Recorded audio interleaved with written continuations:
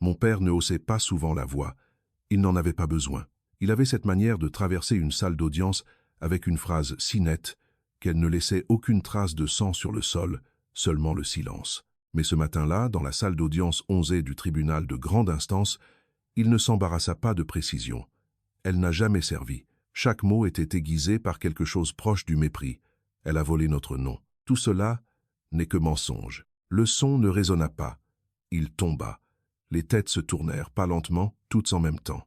Un mouvement de vagues, des regards, des stylos suspendus en plein trait. Quelqu'un au fond lâcha un souffle discret, comme s'il attendait exactement cette réplique. Je ne regardais pas vers lui. Je regardais le banc. Vers la femme assise au-dessus de nous dans sa robe sombre, la posture immobile, le regard impénétrable. La juge Laurette Valmont était restée silencieuse toute la matinée. Non pas indifférente, il y a une différence, mais contenue, comme quelqu'un qui maintient une porte fermée contre une tempête que personne d'autre n'entendait. Je ne bronchais pas, je ne parlais pas, je l'observais simplement, et j'attendis, parce que quelque chose dans la façon dont ses yeux s'attardèrent sur moi, un instant plus long que nécessaire, ressemblait moins à un jugement qu'à une reconnaissance. La salle sentait légèrement la cire citronnée et le papier manipulé trop souvent. Les néons bourdonnaient au plafond. Un fin vrombissement électrique qui ne disparaissait jamais tout à fait, même quand les gens parlaient. L'air était froid, à la manière institutionnelle, comme si la chaleur en avait été délibérément chassée. 6 mètres me séparaient des personnes qui m'avaient donné la vie. Du côté des plaignants, Thierry Valcourt, mon père, impeccable comme toujours, costume bleu marine, chemise blanche impeccable, cravate nouée, avec une aisance exercée. Ses cheveux étaient argentés désormais, mais maîtrisés, peignés en arrière d'une façon qui suggérait la discipline plutôt que l'âge. À ses côtés, ma mère Solène, boucle d'oreilles en perles, expression neutre, la même posture qu'elle adoptait au gala de charité, au conseil d'administration, aux enterrements.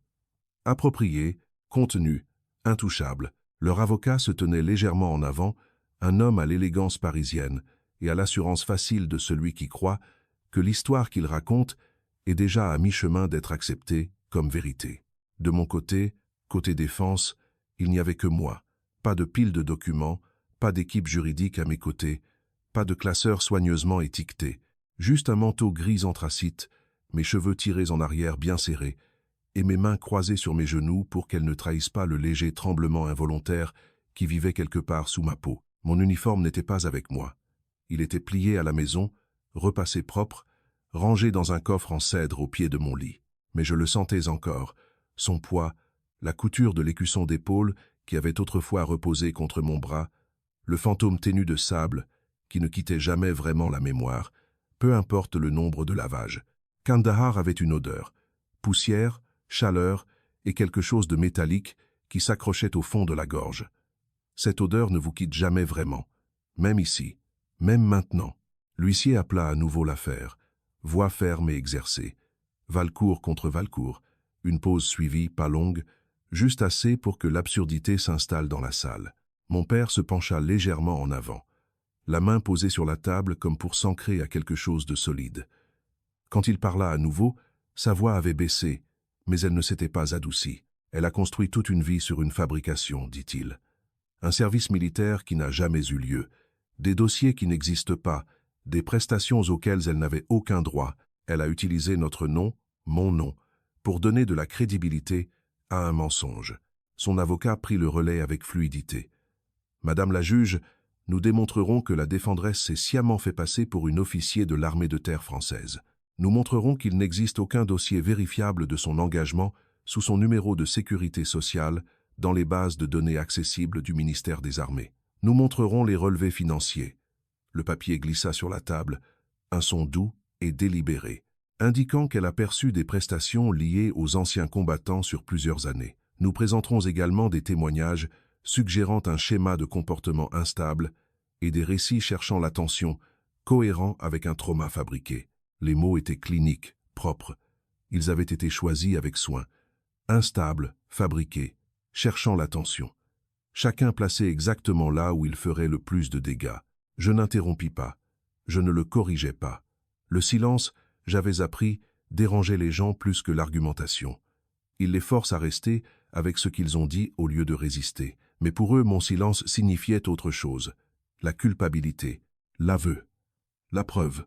Je le sentais dans la façon dont les gens s'agitaient sur leur siège, dans la manière dont une journaliste au deuxième rang penchait la tête, stylo en suspect, comme si elle avait déjà décidé quelle version de l'histoire serait la plus facile à écrire. Parce que sur le papier, la version de mon père tenait debout. Sur le papier, je n'existais pas. J'avais 10 à 8 ans quand j'ai quitté cette maison, à peine adulte. La tête rasée jusqu'à ce que cela ressemble plus à une déclaration qu'à une coupe. Je me souviens d'être resté dans l'embrasure de la porte avec un sac de sport sur l'épaule, attendant quelque chose que je ne parvenais pas à nommer. Une étreinte, peut-être, ou au moins une reconnaissance. Ma mère se tenait dans la cuisine, le dos à moitié tourné, comme si l'angle lui-même pouvait adoucir le moment. Mon père, assis à table, ne leva pas les yeux de son journal. « Essaie simplement de ne pas nous embarrasser, dit-il. » Ce fut tout, aucune cérémonie, aucune fierté, aucune question sur l'endroit où j'allais ni pourquoi. Je me dis que cela n'avait pas d'importance, que j'entrais dans quelque chose de plus grand que cette maison, plus grand que leur approbation, qu'un jour je reviendrais avec quelque chose qu'ils ne pourraient pas balayer. Je ne comprenais pas alors que le rejet n'était pas une question de preuve. C'était une question de volonté. Et mon père n'avait jamais été disposé à me voir autrement que comme une déviation de la version d'une fille qu'il trouvait acceptable. « Mademoiselle Valcourt », la voix de la juge traversa doucement la salle, me ramenant. Elle n'était pas forte. Elle n'en avait pas besoin. « Oui, madame la juge, dis-je. Ma voix semblait ferme, même à mes propres oreilles. Vous avez choisi de vous représenter seule dans cette affaire. »« Oui, madame. » Un léger hochement de tête, sans jugement, seulement une reconnaissance. « Et vous comprenez la nature des allégations portées contre vous. » Oui, une autre pause. Elle m'étudia alors, pas comme les autres, à la recherche de faiblesses, de fissures, mais comme si elle plaçait quelque chose, l'alignant avec un souvenir juste hors d'atteinte. « Très bien, dit-elle enfin, nous procéderons. » L'accusation continua. D'autres documents, un langage conçu pour sembler définitif. Aucune preuve photographique de service, aucun papier de libération disponible pour vérification indépendante, aucun officier supérieur disposé à se présenter sous son nom. Chaque point tombait comme un clou, enfoncé dans quelque chose déjà supposé vrai. Il construisait une image. Une femme revenue de nulle part avec des histoires que personne ne pouvait confirmer. Une fille toujours difficile cherchant maintenant la validation à travers quelque chose d'assez dramatique pour capter l'attention. Mon père ne me regarda pas. Pas une seule fois. Il gardait le regard fixé devant lui, la mâchoire serrée dans cette ligne familière qui signifiait autrefois la déception. Maintenant, elle signifiait autre chose, la détermination. Il y croyait. Ou peu, être que croire n'était pas le bon mot, il avait décidé que c'était vrai, et cela suffisait. Pendant une brève suspension d'audience, je m'autorisai un regard dans sa direction. Il buvait de l'eau d'une bouteille transparente, la posture détendue, presque satisfaite. Ma mère se pencha légèrement, murmurant quelque chose que je n'entendais pas. Sa main reposait légèrement sur son bras. Ils ressemblaient à un couple, attendant un verdict dont ils étaient sûrs qu'il leur serait favorable, comme si cela était routinier. Comme si m'effacer n'était qu'un autre élément sur une liste de corrections nécessaires. Je détournai le regard la première, non parce que je ne pouvais soutenir le sien, mais parce que je n'en avais plus besoin. Quand la séance reprit, leur avocat s'avança à nouveau, sa voix portant facilement. « Madame la juge, si la défendresse avait vraiment servi, il y aurait des preuves vérifiables. Une unité, un dossier, une chaîne de commandement prête à confirmer ces affirmations. Au lieu de cela, nous avons le silence. » Il se tourna juste assez pour me désigner, sans me faire face complètement. Nous avons un récit non étayé par les faits. Nous avons un mythe. Un murmure traversa la salle, subtil mais présent. Je le sentis, le glissement, le poids de la supposition qui s'installait. Je ne répondis pas. Je levai simplement les yeux une fois de plus vers le banc. La juge Laurette Valmont était devenue très immobile. Ses doigts reposaient contre le bois, sans mouvement. Son regard n'était plus sur l'avocat. Il était sur moi. Pas interrogateur, pas sceptique. Autre chose. Quelque chose de plus ancien que cette salle. Plus lent, plus lourd. Comme si, sous les couches de procédure et de distance, elle venait de reconnaître un détail qui n'appartenait pas à une histoire, mais à un souvenir. Et pour la première fois depuis que mon père avait ouvert la bouche ce matin-là, je sentis quelque chose bouger. Pas dans la salle, pas encore, mais dans l'espace entre ce qui était dit et ce qui s'était réellement passé. Je soutins son regard. Et j'attendis, parce que s'il y avait une chose que j'avais apprise à la fois dans cette maison et bien au-delà, c'était celle-ci.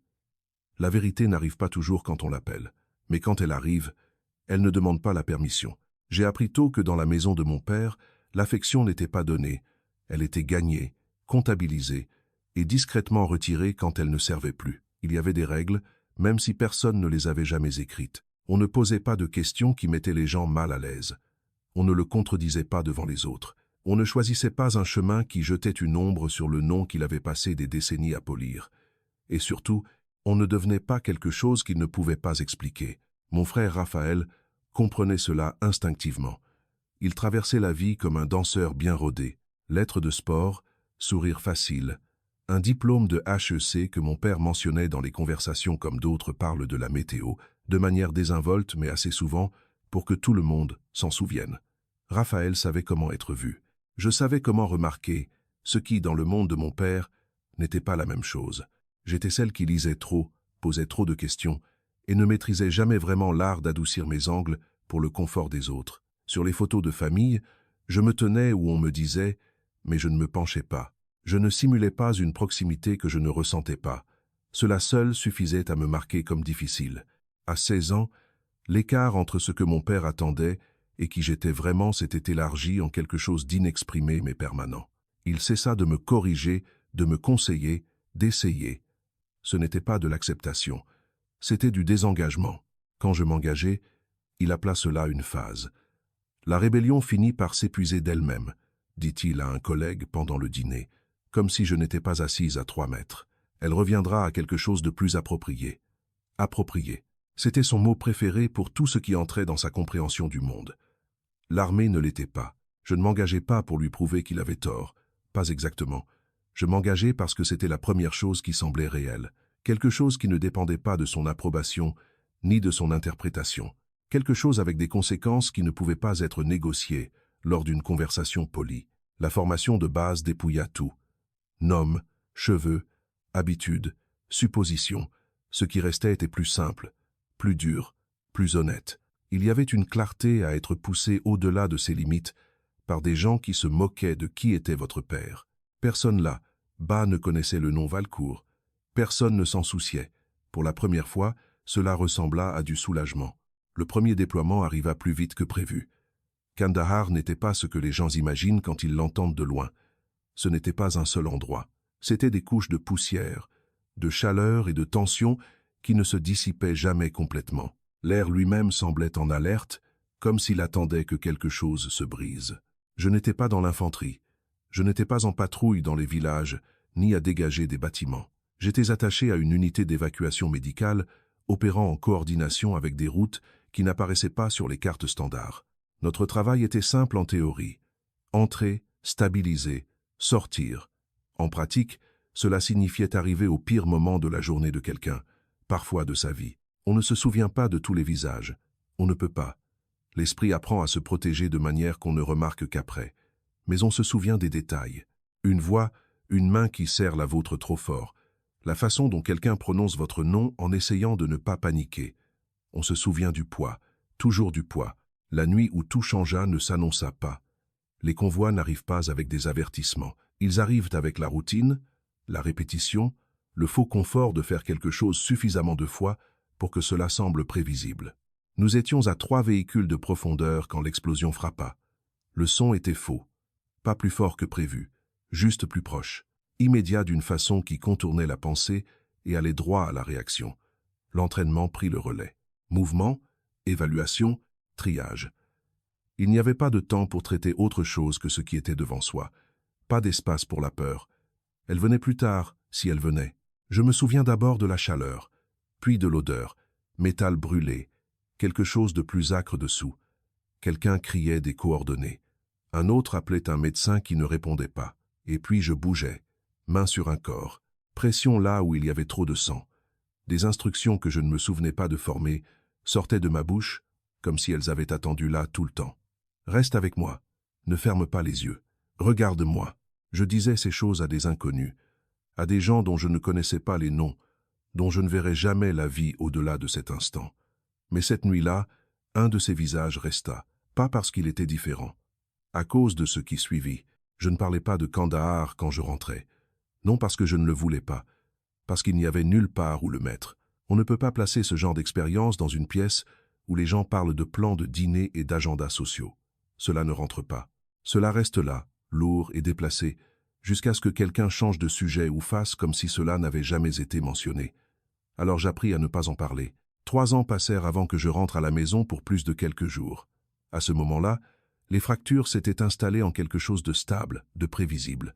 J'arrivais avec un sac de sport, une lettre de félicitations et une étoile de bronze glissée dans la poche intérieure de mon manteau.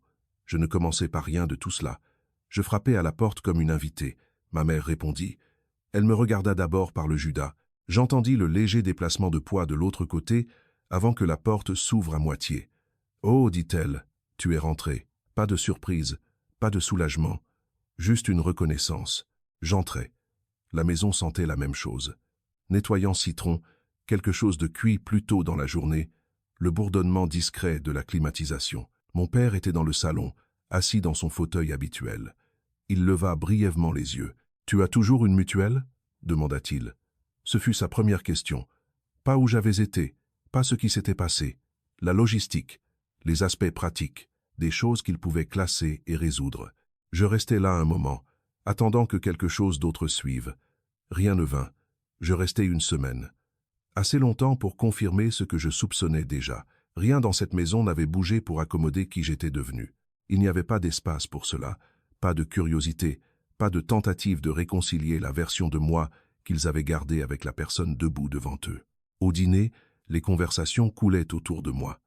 Le nouveau poste de Raphaël, un gala que ma mère organisait, un collègue de mon père qui avait récemment publié quelque chose digne d'intérêt. Personne ne demanda pour l'armée, ni directement ni indirectement. C'était comme si cette partie de ma vie existait derrière une vitre. Visible, peu, être, mais pas quelque chose qu'ils étaient prêts à toucher. Au bout d'un moment, j'arrêtai d'attendre qu'ils le fassent. Quand je déménageai, ce ne fut pas dramatique. Aucune confrontation, aucun ultimatum, juste une décision calme, prise autour d'un café au petit matin. Le genre où la lumière entre par la fenêtre à un angle qui rend tout temporairement clair. Je trouvai un petit studio près de la Seine. Les planchers craquaient, les murs étaient minces, mais c'était à moi. Je me portais volontaire dans une clinique de trauma qui ne demandait pas d'explication. Il n'en avait pas besoin. Les gens qui passaient par ces portes portaient leur propre version du silence. Il y avait là une compréhension qui ne nécessitait pas de traduction. Par un groupe d'aide juridique, je déposai une demande de prestation pour anciens combattants. Ce ne fut pas simple. Des parties de mon dossier de service avaient été traitées par des canaux qui ne s'alignaient pas proprement avec les bases de données civiles. Il y avait des annotations, des drapeaux, des références à des classifications que je n'avais pas l'habilitation à revisiter. Mais finalement, avec assez de documentation et assez de patience, le système reconnut ce qu'il devait reconnaître, ou du moins suffisamment. Je n'insistais pas davantage. Je ne cherchais pas la reconnaissance, juste la stabilité. La lettre arriva un matin gris de janvier. Courrier recommandé. Mon nom écrit d'une main que je reconnus immédiatement. Je restai dans l'embrasure plus longtemps que nécessaire, l'enveloppe encore scellée, quelque chose de serré se formant dans ma poitrine que je ne parvenais pas à nommer. Quand je l'ouvris, le langage était exactement ce à quoi je m'attendais. Formel, précis, distant. Thierry Valcourt contre Helena Valcourt. La plainte était exposée en paragraphes clairs et structurés. Accusation de fraude, de fausse représentation d'identité, de perception non autorisée de prestations, de dommages à la réputation familiale. Cela se lisait moins comme un père s'adressant à sa fille que comme un homme corrigeant un registre public. Je m'assis à la petite table de cuisine et la lus 2 fois. Non parce que je ne comprenais pas la première fois, parce qu'une partie de moi croyait encore qu'il devait y avoir quelque chose que je ratais. Un malentendu, une mauvaise communication. Quelque chose qui pouvait se résoudre par une conversation. Mais il n'y avait aucune invitation à parler, aucune demande de clarification, juste une convocation. Il n'avait pas seulement choisi de ne pas me voir, il avait choisi de me définir, d'une manière qui rendait mon existence gênante. Et il avait décidé d'éliminer cet inconvénient, légalement, publiquement, définitivement. Je ne ressentis pas la colère tout de suite, elle vint plus tard. Ce que je ressentis d'abord fut quelque chose de plus calme, de plus froid, comme une réalisation qui s'installait après des années d'être juste hors d'atteinte. Mon père n'avait pas besoin que je sois une menteuse parce qu'il croyait que je l'étais. Il avait besoin que je sois une menteuse parce que l'alternative l'obligeait à affronter quelque chose qu'il avait évité trop longtemps, quelque chose sur qui j'étais devenu, ou sur qui il avait été quand j'avais eu besoin qu'il me voie. De retour dans la salle d'audience, alors que leur avocat terminait d'exposer son argument, je sentais le poids de cette réalisation juste sous la surface. Ils avaient passé des années à m'effacer en privé. Maintenant, ils demandaient au tribunal de l'officialiser, de transformer l'absence en preuve, de transformer le silence en démonstration. Je levai les yeux une fois de plus vers le banc. La juge Laurette Valmont n'avait pas bougé, mais quelque chose dans son expression avait changé, subtil, presque imperceptible, comme un souvenir qui pressait contre la retenue. Et pour la première fois depuis le début, je compris quelque chose avec une clarté totale. Mon père n'était pas le seul dans cette salle à en savoir plus qu'il ne le disait. La lumière de l'après-midi se déplaça juste assez pour transformer les fenêtres de la salle en miroirs pâles. Les visages se brouillaient contre le verre. Spectateurs, journalistes, le contour discret d'un cousin que je n'avais pas vu depuis mes 15 ans. Tout le monde regardait une histoire qu'il pensait comprendre. Sur le papier, c'était simple. Un père corrigeant un mensonge. Une fille exposée. C'était la version construite pièce par pièce avec un langage prudent et un doute bien placé. Et j'étais assise au centre, silencieuse. « Madame la juge, » dit l'avocat de mon père en s'avançant avec un dossier à la main, « nous aimerions attirer l'attention du tribunal sur la pièce 7. » Il ne me regarda pas en parlant. Il n'en avait pas besoin. Il s'agit d'un rapport certifié issu d'une base de données accessible du ministère des Armées. Nous avons effectué une recherche avec le numéro de sécurité sociale et le nom complet de la défendresse. Il n'y a aucun dossier d'engagement, aucun historique de service actif, aucune documentation de libération disponible par les canaux de vérification standard. Il laissa cela s'installer. « Aucun dossier », répéta-t-il. La phrase résonna différemment la seconde fois. Pas seulement une absence, une conclusion, le genre auquel les gens sont formés à faire confiance. Quelques têtes hochèrent, subtiles, contrôlées, la façon dont les gens acquiescent sans vouloir sembler trop empressés. Je ne bougeais pas. De plus, continua-t-il, nous avons obtenu des relevés financiers indiquant que la défendresse a reçu des versements mensuels liés à des programmes d'assistance aux anciens combattants. Crédit logement, subventions thérapeutiques, prestations destinées aux personnes avec un trauma lié au service vérifié. Il posa un autre document. La question devant le tribunal n'est pas simplement si ces prestations ont été perçues, mais si elles l'ont été sous de faux prétextes. Faux prétextes. Je sentis les mots passer sur moi comme quelque chose de froid, pas tranchant, pas immédiat, juste régulier. « Mademoiselle Valcourt, » dit-il, en se tournant vers moi pour la première fois, « auriez-vous l'obligeance d'expliquer au tribunal comment vous avez obtenu ces prestations ?» La salle se tut. Ce n'était pas bruyant avant, mais c'était différent, concentré, dans l'anticipation. Je le sentais, chaque paire d'yeux, chaque supposition attendant la confirmation. Je levai la tête. « J'ai déposé via un groupe d'aide juridique, dis-je. » Ma voix porta uniformément, avec la documentation disponible pour moi. Et cette documentation serait « insistatiu, restreinte, dis-je ». Un éclair traversa son visage. Pas de surprise. Une opportunité. « Restreinte », répéta-t-il comme pour tester le mot. « Donc le tribunal est censé accepter que toute votre revendication de service militaire repose sur des documents qui ne peuvent être vérifiés indépendamment. » Je ne répondis pas immédiatement. Non parce que je n'en avais pas, parce que je savais comment cela sonnerait. « Oui, dis-je. » Un murmure traversa la salle, plus fort cette fois, moins contrôlé. J'entendis quelqu'un bouger sur son siège, un stylo grattant plus vite sur le papier. Le récit se resserrait. Mon père se cala légèrement en arrière, l'expression inchangée. C'était ce qu'il attendait. Un moment qui sonnait comme une confirmation. Il ne sourit pas, il ne le faisait jamais dans des situations comme celle-ci. Mais il y avait en lui une immobilité que je reconnus, une satisfaction tenue soigneusement sous la surface. « Soyons clairs, » dit l'avocat, son ton s'aiguisant juste assez pour tracer une ligne. « Vous demandez à ce tribunal de croire que vous avez servi dans l'armée de terre française dans une capacité suffisamment significative pour justifier à la fois des félicitations et des prestations continues. Pourtant, il n'existe aucun dossier publiquement accessible de votre service, aucune unité prête à se présenter sous votre nom. Aucun officier supérieur préparé à témoigner. » Il marqua une pause. Aucune preuve vérifiable. Il laissa le silence faire le reste. Juste votre parole. Juste votre parole. » Je laissai la phrase reposer là. Elle sonnait plus petite qu'elle ne l'était, moins que ce qu'elle portait, parce que ma parole n'était pas seulement une déclaration. C'était la somme de tout ce que j'avais fait dans des endroits que personne dans cette salle n'avait jamais vus. Tout ce que je ne pouvais pas amener dans cet espace sans briser quelque chose que j'avais juré de protéger. Mais rien de cela ne se traduisait ici. Ici, c'était l'absence. Ici, c'était le doute. Je me déplaçais légèrement sur ma chaise, les mains toujours croisées, la posture inchangée. De l'autre côté de la salle, une journaliste se pencha en avant, les yeux plissés comme pour capter l'instant exact où je craquerais. Je ne le lui donnais pas. La juge n'avait pas parlé, pas depuis que le questionnement avait commencé, mais je sentais son attention, pas celle qui guette les erreurs, celle qui écoute quelque chose sous les mots. « Mademoiselle Valcourt, » continua l'avocat, « si vous avez vraiment servi, il y aurait des personnes vivantes, vérifiables, qui pourraient confirmer votre présence, votre rôle, vos actions. » Il fit un pas plus près. « Où sont-elles » La question tomba plus lourdement que les autres.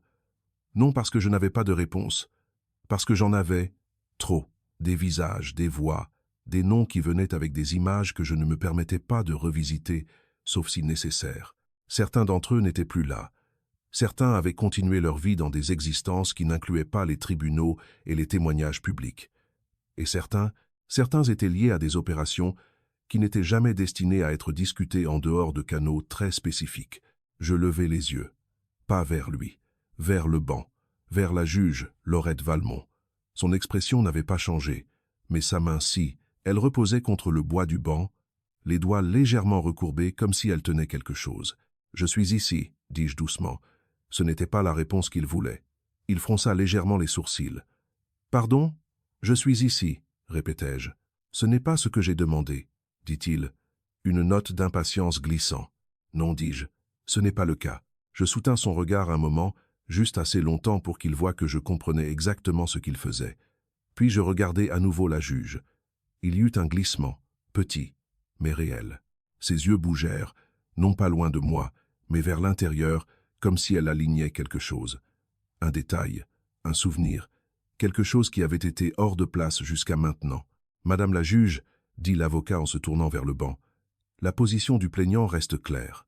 Sans preuve vérifiable, les affirmations de la défendresse se réduisent à un récit, et un récit, aussi convaincant soit-il, ne répond pas aux standards requis pour les prestations qu'elle a perçues ou l'identité qu'elle a construite. Un récit.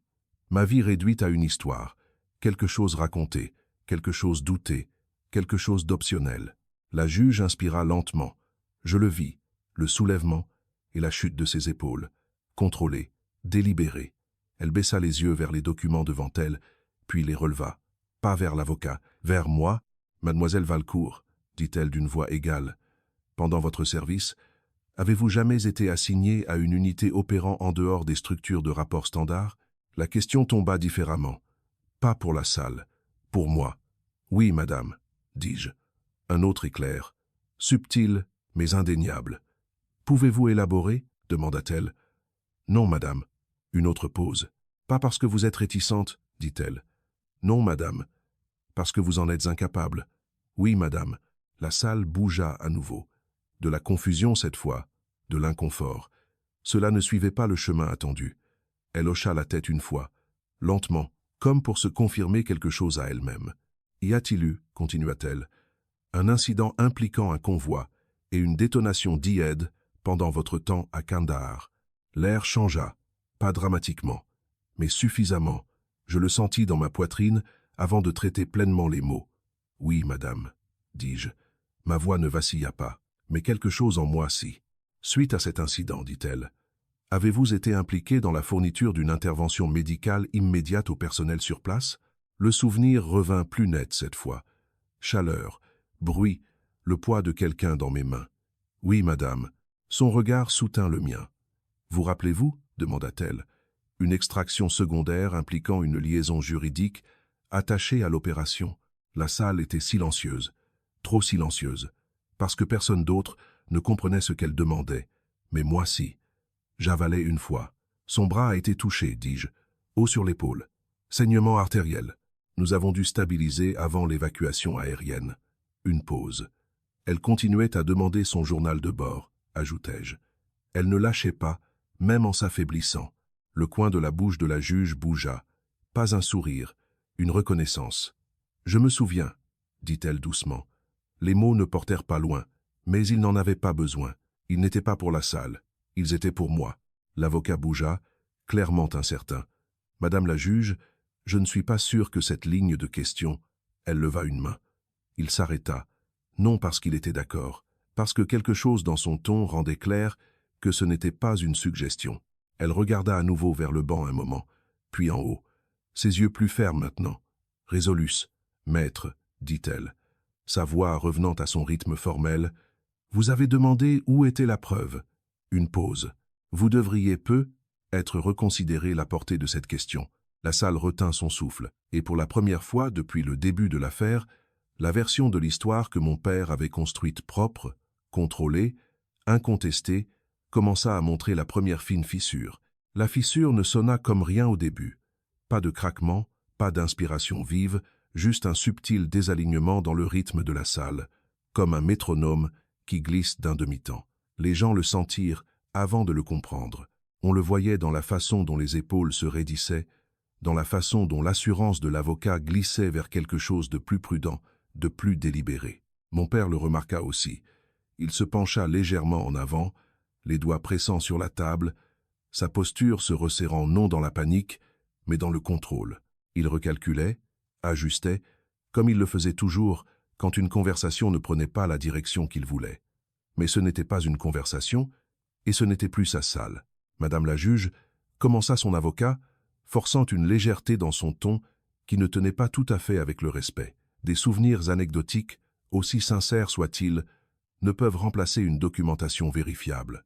Le tribunal doit s'appuyer sur « maître ». Elle ne haussa pas la voix, elle n'en avait pas besoin. Le mot unique s'installa sur la salle, avec un poids qui pressait tout le reste vers le bas. Il s'arrêta. Pas au milieu de la phrase, au milieu de la pensée. La juge Laurette Valmont ne le regarda pas. Elle me regarda, et pour la première fois depuis le début des débats, elle ne ressemblait pas à une juge pesant des arguments. Elle ressemblait à quelqu'un se souvenant de quelque chose qu'elle avait essayé très fort d'oublier. « Vous avez demandé où était la preuve, » dit-elle à nouveau, plus lentement cette fois, chaque mot placé avec soin. « Vous avez demandé un compte-rendu vérifiable, un témoin, une confirmation qui puisse résister à l'examen. » Elle se leva. Le mouvement fut sans hâte, délibéré, le genre de mouvement qui ne cherche pas l'attention mais la commande quand même. La salle bougea avec elle. Les chaises craquèrent. Quelqu'un au fond se redressa instinctivement, comme appelé à l'attention par quelque chose de plus ancien que le protocole. L'avocat de mon père jeta un regard au greffier, puis au banc, l'incertitude maintenant visible dans la tension autour de ses yeux. « Madame la juge, si je peux... » « Vous ne pouvez pas, » dit-elle. Toujours calme, toujours mesurée, mais finale. Elle s'avança de derrière le banc. Cela seul suffit à briser le rythme de la salle. Les juges ne font pas cela. Ils restent élevés, retirés, contenus dans la structure des débats. Elle non, elle entra dans l'espace, dans le même air que nous respirions. Et puis lentement, elle porta la main à l'avant de sa robe. Le tissu était sombre, lourd, conçu pour dissimuler, pour standardiser, pour enlever l'individualité en faveur de l'autorité. Ses doigts trouvèrent la fermeture au col. Il y eut un moment, bref, suspendu, où personne ne sembla comprendre ce qui se passait. Et puis elle la défit. Un mouvement, net. Elle fit glisser la robe de ses épaules. Le son qu'elle fit en tombant fut doux, presque rien. Mais l'absence qu'elle créa, celle-là fut forte. Sous la robe, elle portait un chemisier simple, les manches retroussées juste assez pour révéler la ligne de son avant-bras. Et là, juste sous l'épaule, là où le tissu se tirait légèrement quand elle bougeait, une cicatrice. Pas récente, pas propre, ancienne. Le genre qui ne s'efface jamais complètement, peu importe le temps qui passe. Le genre qui raconte une histoire sans besoin d'explication. « Ceci, dit-elle d'une voix ferme, est ce que vous me demandez d'ignorer. » Personne ne parla, personne ne bougea. Même l'air sembla différent, plus épais, plus lourd, comme s'il attendait. « Je n'avais pas l'intention, continua-t-elle, d'introduire une histoire personnelle dans ces débats. Ce n'est pas la pratique standard, ce n'est pas encouragé, et ce n'est pas quelque chose que je prends à la légère. » Son regard se déplaça alors, de moi à mon père. « Pour le procès-verbal, dit-elle, je clarifierai la pertinence. Elle fit un autre pas en avant. Il y a des années, avant de porter cette robe, avant de siéger sur ce banc, j'ai été assigné comme liaison juridique à une opération conjointe à Kandahar. Mon rôle était observationnel, administratif, détaché. Une pause. Ce détachement n'a pas survécu au contact avec la réalité. Je ne respirais pas complètement, parce que je savais où elle allait, et je savais ce que cela lui coûterait de le dire. Il y a eu un incident, dit-elle, un convoi, une détonation d'IED, des victimes immédiates. Sa main se leva presque inconsciemment vers la cicatrice. Je n'étais pas censé être dans la zone de réponse primaire. Je n'étais pas équipé pour cela. Je n'étais pas formé pour cela. Une autre pause. Mais j'y étais. Ses yeux rencontrèrent les miens. Et je ne serais pas ici maintenant si elle n'y avait pas été. La salle se brisa. Pas dans le chaos, dans un silence si complet qu'il semblait que quelque chose avait été retiré. Le son, le mouvement, la certitude, tout, disparut. La défendresse, dit-elle, sa voix se resserrant juste assez pour porter quelque chose sous le contrôle, fut la première à m'atteindre. Elle a identifié la blessure, appliqué une pression, stabilisé le saignement assez longtemps pour l'évacuation. Elle n'embellit pas. Elle n'en avait pas besoin. Elle ne demanda pas qui j'étais. Elle n'hésita pas. Elle n'attendit pas d'instructions. Elle agit. Mon père bougea. C'était petit, à peine perceptible, mais je le vis. La première fissure, pas dans l'histoire, en lui. J'ai la cicatrice, dit-elle. J'ai le dossier médical. Et j'ai le souvenir d'une jeune officier qui a maintenu une artère fermée avec ses mains pendant que tout autour de nous brûlait. Elle laissa cela s'installer. Pas comme une déclaration, comme un fait. La femme que vous avez décrite à ce tribunal comme instable, comme frauduleuse, comme cherchant l'attention, sa voix s'aiguisa légèrement, est la raison pour laquelle j'ai vécu assez longtemps pour devenir la juge devant qui vous tenez aujourd'hui. Personne n'écrivit, personne ne murmura. Même les journalistes avaient arrêté de bouger, parce que ce n'était pas quelque chose qu'on capturait en sténo, c'était quelque chose qu'on witnessait. L'avocat de mon père ouvrit la bouche, la ferma, essaya à nouveau. Madame la juge, avec tout le respect, ceci est hautement irrégulier. Le témoignage personnel de cette nature est recevable, dit-elle, quand il s'adresse directement à la crédibilité des affirmations faites. Elle recula alors, mais pas derrière le banc. Pas encore. Et si vous avez besoin de documentation, ajouta-t-elle, vous l'aurez. Comme sur un signal, les portes de la salle s'ouvrirent. Le son fut discret, mais dans ce silence, il porta. Un greffier entra, se déplaçant rapidement mais sans urgence, une enveloppe scellée à la main. « Livraison pour le tribunal », dit-il. La juge hocha la tête. L'enveloppe fut placée sur le banc.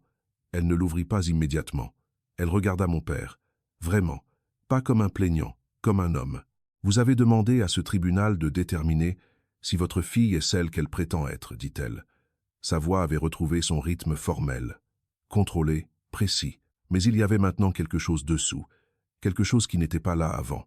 Vous avez affirmé à plusieurs reprises et publiquement qu'elle a construit une identité basée sur une fabrication. Une pause. Et vous l'avez fait avec conviction. Elle ouvrit l'enveloppe. Le papier glissa, officiel, tamponné, marqué d'une façon qui n'appartenait pas au système civil. Ces documents, dit-elle en les parcourant brièvement, ont été libérés sous un ordre de déclassification d'urgence, autorisé au cours des 12 dernières heures. Un frisson traversa la salle. Net cette fois, non contenu. Dossier de service, continua-t-elle. Journaux de déploiement, félicitations, vérification de la chaîne de commandement. Elle souleva légèrement une page, et un rapport de terrain portant la signature de l'officier commandant présent lors de l'incident de Kandahar qui s'aligne avec le témoignage que je viens de fournir. Mon père ne bougea pas. Pas immédiatement, mais quelque chose dans sa posture avait changé. La certitude disparut, remplacée par quelque chose de plus difficile à nommer. Pas l'incrédulité, la reconnaissance, le genre qui arrive trop tard. Vous avez demandé une preuve, dit-elle une dernière fois. Son regard ne quitta pas le sien. Vous l'avez. Le silence qui suivit n'était pas vide. Il était plein de tout ce qui venait d'être dit, de tout ce qui ne pouvait plus être non dit. Je ne souris pas. Je ne parlais pas. Je expirais simplement, lentement, prudemment, comme si j'avais tenu quelque chose en place pendant des années et qu'on m'avait enfin donné la permission de le lâcher. La robe gisait où elle l'avait laissée, pliée en rien. L'autorité momentanément mise de côté, la vérité se tenant à sa place. Et de l'autre côté de la salle, mon père restait très immobile. Pour la première fois de ma vie, il ressemblait à un homme qui avait épuisé les moyens de contrôler ce qui venait ensuite. Le jugement lui-même ne vint pas avec du drame. Pas de coups de marteau, pas de voix élevées, pas de moments conçus pour le spectacle. La juge Laurette Valmont retourna au banc, la robe remise en place, non comme dissimulation, mais comme structure. La salle bougea avec elle, se reformant autour des lignes familières de la procédure. Mais quelque chose d'essentiel avait déjà changé. On le sentait dans la façon dont personne ne se calait dans le confort. L'affaire fut rejetée avec préjudice. Les mots étaient précis, finaux. Pas seulement une perte pour le plaignant, mais une fermeture du chemin qu'il avait choisi. Il n'y aurait pas de nouveau dépôt, pas de seconde tentative de remodeler le récit sous un angle différent. La version de mon père sur moi venait d'être refusée, la seule chose en laquelle il faisait le plus confiance, la permanence légale. Il y eut une brève discussion sur d'éventuelles sanctions, un langage sur l'abus de procédure, le préjudice réputationnel, le mauvais usage du tribunal comme instrument de correction personnelle. Son avocat essaya de regagner du terrain, de recadrer l'intention comme une préoccupation, comme une confusion, comme une affaire familiale poussée trop loin. Cela ne prit pas. La juge écouta, reconnut, puis avança. Il y a des moments où un système révèle exactement ce qu'il peut et ne peut pas faire. Il pouvait blanchir mon nom. Il ne pouvait pas réparer ce qui avait été brisé longtemps avant que nous entrions dans cette salle. Les gens commencèrent à bouger. Les chaises se déplacèrent. Les papiers furent rassemblés. Le murmure bas des voix revenant d'abord timides, puis plus sûres alors que la structure de la salle d'audience se réaffirmait. Une jeune femme en uniforme se tenait près de l'allée, la posture droite, l'expression composée. Quand je passai près d'elle, elle leva la main dans un salut discret et respectueux. Je le rendis d'un hochement de tête. Rien de plus, rien n'était nécessaire. Derrière moi, quelqu'un murmura mon nom, pas fort, pas pour attirer l'attention, mais comme pour confirmer qu'il existait. Helena Valcourt. Pendant longtemps, l'entendre en public avait ressemblé à une exposition. Maintenant, cela semblait neutre, comme quelque chose qui ne nécessitait plus de défense. Je n'attendis pas que mon père s'approche. Je ne le cherchais pas. Mais en atteignant les portes, je le sentis, le changement dans l'air qui vient quand quelqu'un vous regarde avec intention. Je m'arrêtai, non par obligation mais par clarté, puis je me tournai. Il était encore assis. La salle s'était vidée autour de lui d'une façon qui rendait l'espace plus grand qu'il n'était. Ma mère était assise à ses côtés, les mains croisées sur ses genoux, la posture inchangée, même si ses yeux avaient perdu leur focalisation habituelle. Le regard de mon père rencontra le mien. Pendant un moment, aucun de nous ne parla. Il y avait 1000 choses qu'il aurait pu dire. Explication, justification, une version d'excuse qui n'utilisait jamais tout à fait le mot. Il avait toujours été bon avec le langage, toujours capable de le façonner en quelque chose qui sonnait raisonnable, même quand ce n'était pas le cas. Mais maintenant il ne restait plus rien à façonner. « Tu as rendu cela public », dit-il enfin. Pas fort, pas en colère, juste une affirmation, comme si c'était la partie qu'il ne pouvait pas concilier. Je soutins son regard. « Non, dis-je, c'est toi qui l'as fait. » Le silence qui suivit n'était pas tranchant. Il était creux. Il me regarda une seconde de plus, comme s'il cherchait quelque chose qu'il reconnaissait. Puis, il hocha la tête. Une fois, un petit mouvement. Pas d'accord, pas d'acceptation. Juste la reconnaissance que la conversation, quelle qu'elle ait été, était terminée. Je n'attendis pas davantage. Je me tournai et sortis. Dehors, l'air était épais de la chaleur de fin d'après-midi.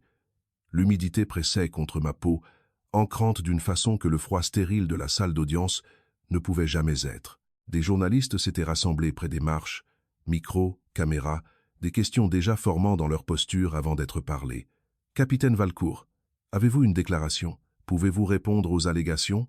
Je continuais à marcher. Non parce que je n'avais pas de réponse, mais parce que je n'avais plus besoin de les donner ici. Plus maintenant. La vérité était déjà arrivée. Elle ne nécessitait pas d'amplification. Cette nuit-là, je me tins dans mon appartement. La fenêtre entr'ouverte juste assez pour laisser filtrer le bruit distant de la ville. Une sirène quelque part au loin. Le bourdonnement bas de la circulation. La vie continuant dans un rythme qui n'avait rien à voir avec ce qui s'était passé ce jour-là. Je versai un verre d'eau, le posai et laissai le calme s'installer. J'avais imaginé ce moment auparavant. La fin de tout cela. Ce que cela ferait de tout voir exposé, confirmé, validé. Je pensais que cela ressemblerait à une victoire. Ce ne fut pas le cas. Cela ressembla à une absence. comme quelque chose qui avait occupé trop d'espace trop longtemps avait enfin été retiré. Pas remplacé. Juste parti. 2 semaines plus tard, une lettre arriva. Papier épais, l'écriture de mon père. Je la reconnus avant de l'ouvrir. À l'intérieur, le langage était exactement ce à quoi je m'attendais. Mesuré, formel. Il y avait mention de regrets, de mauvaises interprétations, des complexités des dynamiques familiales sous pression. Il signa. Thierry Valcourt. Pas papa. Aucune tentative de combler la distance. Juste un nom. De la même façon qu'il m'avait adressé dans la plainte. Je lus le premier paragraphe, puis je m'arrêtai, pliai le papier et le mis de côté, non par colère, par compréhension. Certaines personnes ne s'excusent pas, elles révisent, et je n'étais plus intéressé par les révisions. Je déménageai 3 mois plus tard, une petite maison dans l'ouest de la France, juste au bord d'une forêt qui semblait respirer d'elle-même. Le genre d'endroit où l'air changeait avec l'heure de la journée, où le silence n'était pas vide, mais plein de petits sons réguliers, vent dans les arbres, eau mouvante quelque part qu'on ne voyait pas tout à fait. Je trouvais du travail dans une clinique régionale pour anciens combattants. Pas de titre sur la porte, pas de plaque, juste Elena. La plupart des gens qui passaient ne demandaient pas pour mon passé. Ils n'en avaient pas besoin. Ils portaient le leur, l'odeur de diesel qui faisait que quelqu'un s'arrêtait au milieu d'une phrase. La façon dont un bruit soudain déplaçait une pièce sans explication. La compréhension calme que certaines histoires sont racontées en fragments et que certaines ne sont jamais parlées du tout. J'écoutais. Parfois cela suffisait. Un soir, après une longue journée, je sortis et m'assis sur le banc que j'avais construit derrière la maison. Le ciel était clair. Des étoiles, nettes et non filtrées, s'étendaient dessus d'une façon qu'on ne voit pas en ville. Je tenais une photographie à la main, grainée, ancienne. Moi agenouillé à côté d'un véhicule qui n'existait plus, les mains tachées, l'expression figée d'une façon que je reconnaissais à peine. Dans le coin, à peine lisible. Valmont. Elle l'avait envoyé sans note. Aucune explication. Elle n'en avait pas besoin. Je plaçai la photo sur la petite étagère au-dessus de la cheminée. Pas à côté de médaille. Pas comme exposition. Juste où je pouvais la voir. Un rappel. Pas de ce que j'avais prouvé, de ce que j'avais vécu. Je ne mesure plus le temps de la même façon. Pas par déploiement. Pas par date de tribunal. Pas par l'absence d'appels qui ne sont jamais venus. Je le mesure par des choses plus calmes maintenant. Combien de temps la lumière s'attarde sur le porche en fin d'après-midi, le changement dans le vent avant une tempête, la façon dont mon nom sonne quand je le dis à voix haute. Elena Valcourt, pas comme quelque chose que je dois défendre, comme quelque chose qui est simplement « mon père n'a jamais appelé ». Je ne sais pas s'il a lu le jugement complet, je ne sais pas s'il comprend ce qu'il a fait, ou s'il a trouvé une version de l'histoire qui lui permet de continuer sans regarder de trop près. Cela n'a pas d'importance. La clôture n'est pas toujours une excuse. Parfois, c'est l'absence du besoin d'une. Si quelqu'un a déjà essayé de réécrire qui vous êtes, calmement, persistamment, jusqu'à ce que même vous commenciez à en douter, alors vous comprenez quelque chose que la plupart des gens ne comprennent pas. La vérité n'arrive pas toujours bruyamment. Elle ne vient pas toujours avec reconnaissance ou applaudissement. Parfois, elle apparaît dans une salle où personne ne l'attend et refuse de partir.